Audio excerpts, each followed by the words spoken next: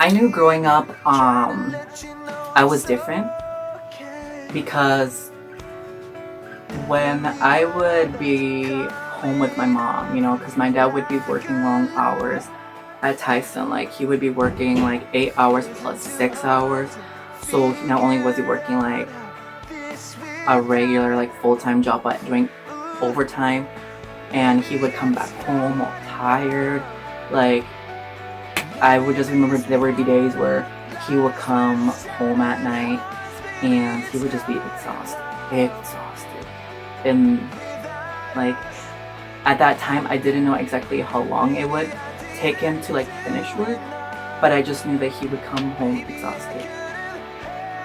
So since I was left with my mom, she started to notice like that I wasn't like other Latino boys. Um, when I remember vividly that I had painted my nails with nail polish, and this was like a secret. Like I didn't want to tell anybody about it, but I would like paint my nails, and there was this one time where my mom caught me, so she saw me putting on nail polish, and she comes in the room, said like, "What are you doing? Like, guys shouldn't be playing with nail polish and stuff like that." And I got a spanking, girl, like traumatic for me. It was so bad, and like from then on there, like I would never touch nail polish. But that told you automatically that like I was just different from other Latino boys. Like, painting my nails. What's weird is that I knew it was wrong. Like I knew like doing this stuff was wrong. So that automatically told me that when I would be younger, when I was younger, that a lot of the stuff I did was gender inappropriate. So that automatically told me that I had been doing this, this behavior since I was a kid or since I was a child. So it didn't surprise me that like I would be so secretive about this stuff. And I also remember, and I bought this, my parents bought me this lipstick chain and stuff like that. This lipstick chain, it's like a chapstick chain. I remember I felt so badass wearing it. Like I was like, bruh, like who is this? Who is this girl? And my parents told me I could not wear it at school. I could not wear it at school, but I could wear it at home. They were so embarrassed for me to go outside with that chapstick chain. Like it was so messed up. In my opinion, it was messed up. They wanted me to express myself. Like it was messed up. But yeah, as a young kid, I knew I was different, and I didn't come into the realization that I was different, like absolutely different, was when I got into third grade. So in third grade, that's when I realized that I was gay, but I didn't know what gay was. I didn't know the terminology for it. I just knew that I was different. And that's because when I was a kid, I would be so attached to this one boy, with this one guy. And like, I would just be so infatuated with him. I remember him giving me letters and stuff like that, like little kid letters and stuff like that. And he would do the same thing back. And, in my head, I'm thinking like, normal Latino boys don't do this. Like normal boys aren't do this. So they should be like on the DL. Like it should be on the down low. But I just couldn't help it. I was so infatuated with him. And in fourth grade, so one of the letters in fourth grade, one of the letters got sent to the wrong person.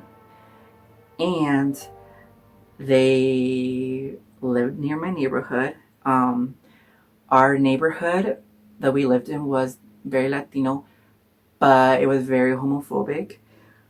And the kid who ended up getting the letter was a little bit older than me. So he kind of started like bullying me and like, not torturing me, but like he was just mocking me a lot. And then my mom would get notice of this. And she decided to confront the kid's mom. Like, why is your kid bullying my kid? Like, what is he doing? Like, why is he doing this? Like, what's your problem, you know?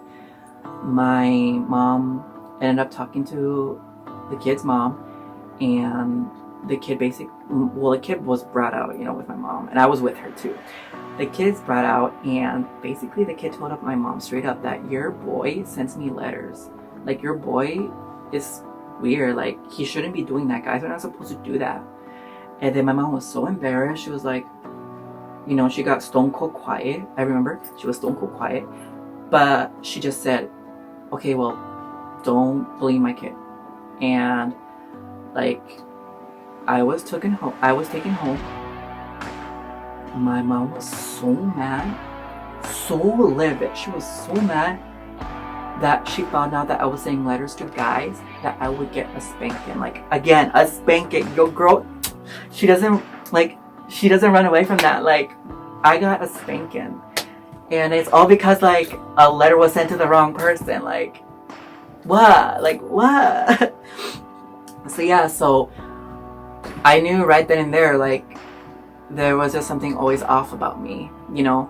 And I didn't know I didn't start learning what the word gay was until I got into 5th grade, you know, because it was all the buzz, like, who's gay and who's not, you know, and I would get called gay a lot because people assumed it, or people just knew, like, for the way I walk, the way I talk, you know. I was a little gay boy. Okay, I was a little gay boy growing up. Like, you can just tell that I was gonna be fabulous from the start. Like, when I was gonna grow up, like, this kid's gonna be star.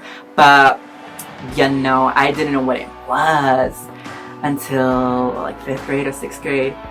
And when I knew that terminology, you know, it was like, oh, I'm not, you know, I can't be, you know, I can't, or, you know, I'm not supposed to be because my parents would freak out, or I would get into trouble, or, like, you know, I just knew when I was young that being gay was wrong.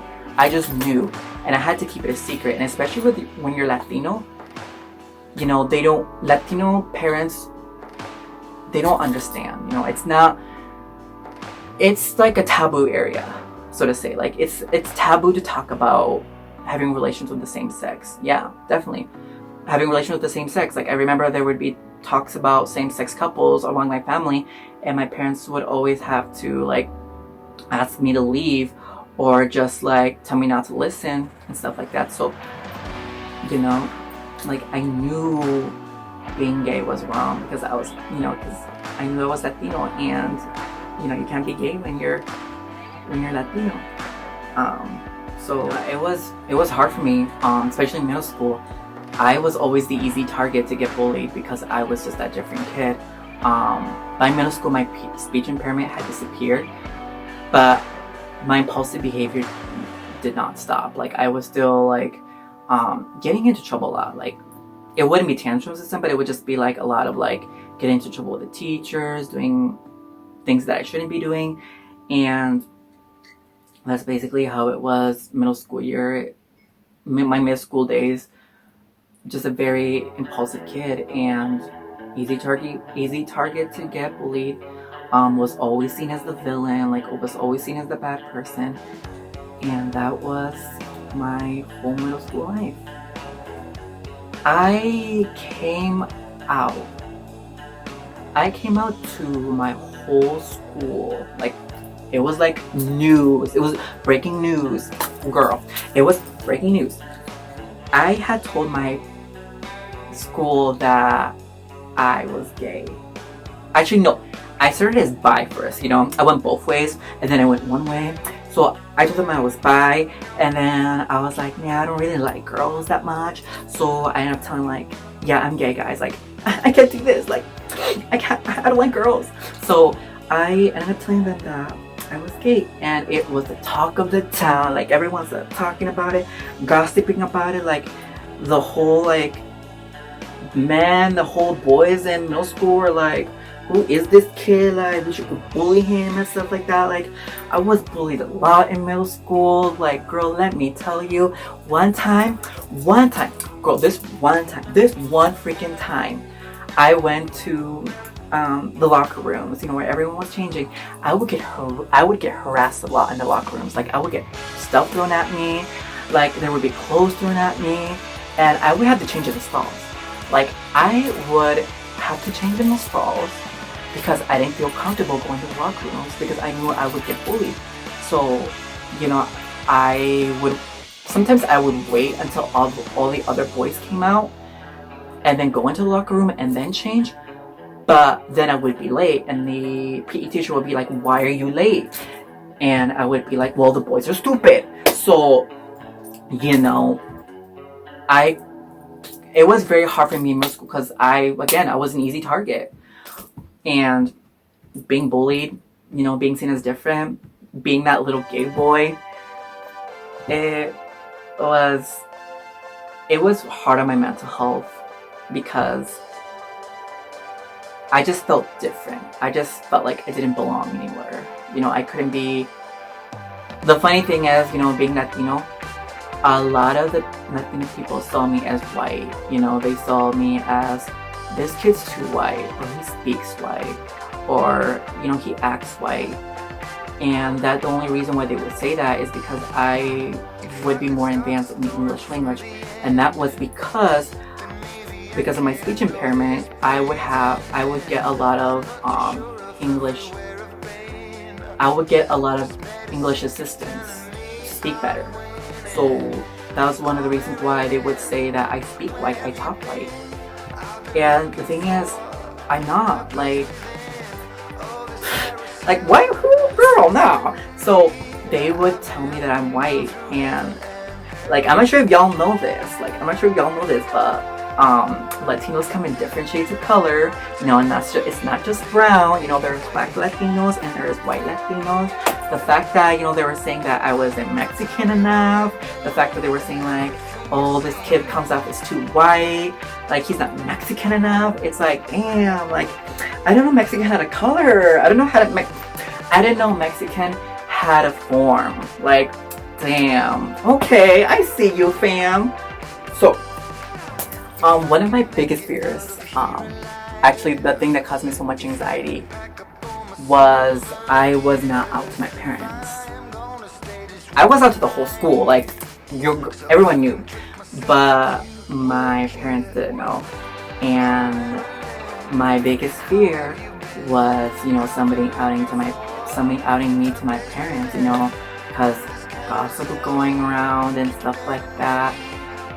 And the fact that the fear of my parents knowing, like, girl, like, like, if my parents heard that I was gay, girl, not only would they throw a tantrum, but it'd be a Mexican tantrum. Like, girl, you don't want those. Like, oh my goodness. And so my parents ended up, like, getting word of it, or like somebody had, like, gossiped something to them. And my mom and dad had asked me, like, are you gay? And I would be like, no, no, like, who is she? Like, who's gay? You know, I would just, you know, like, disregard it, or, you know, try to save myself. And, you know, it was just a thing that people would talk about, you know, and it would come out to my parents a lot. And it, you know, I could not hold it in anymore. I'm sounding like I'm going to the bathroom. I could not hold it in anymore, so I decided to tell my parents in 8th grade that I was gay.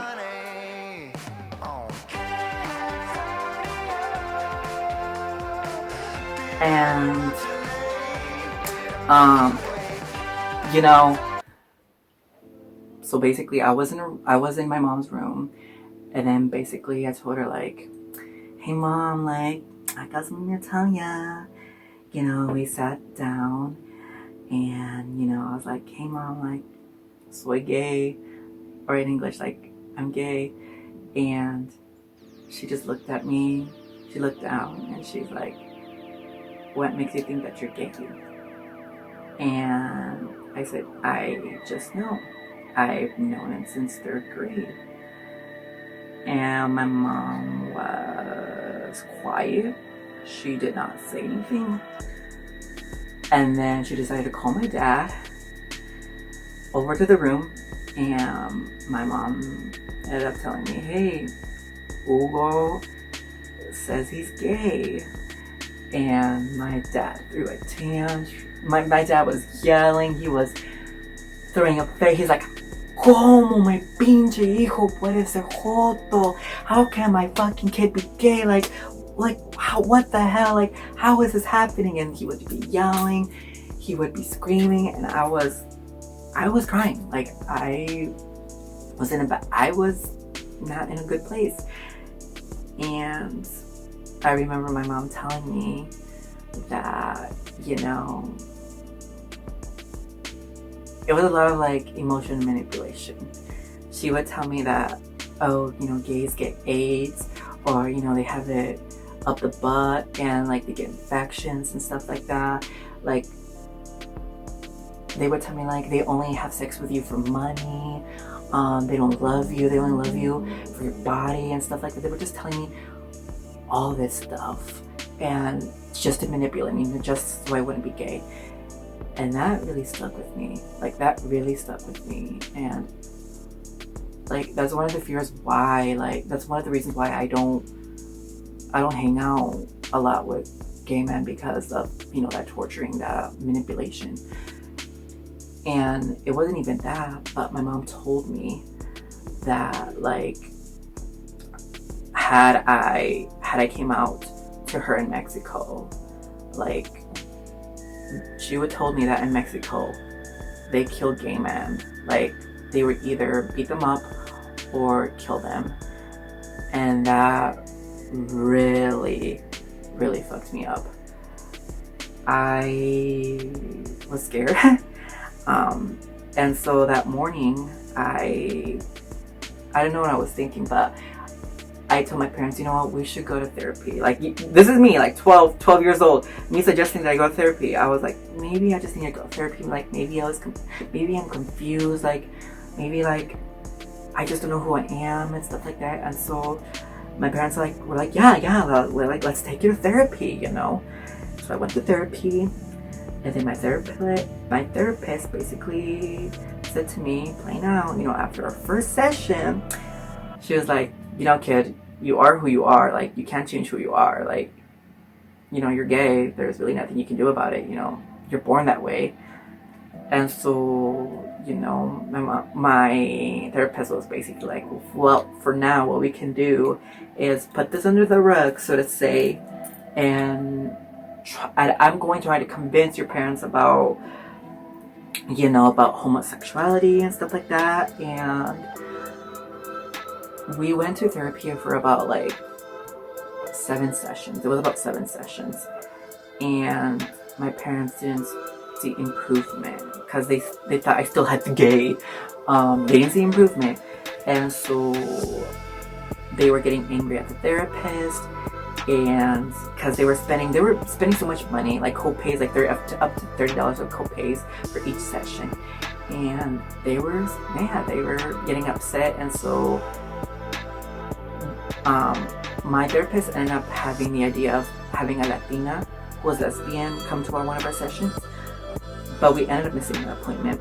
So the Latina therapist basically told my therapist to be, you know, straight up with my parents, and that's what my therapist did. She was straight up like, you can't change your kid, he's gay, like, he can't change who he is, he's born that way. And I remember when I was at that session, my therapist had specifically asked my mom, like, would you ever accept your kid if he was gay? And my mom said no.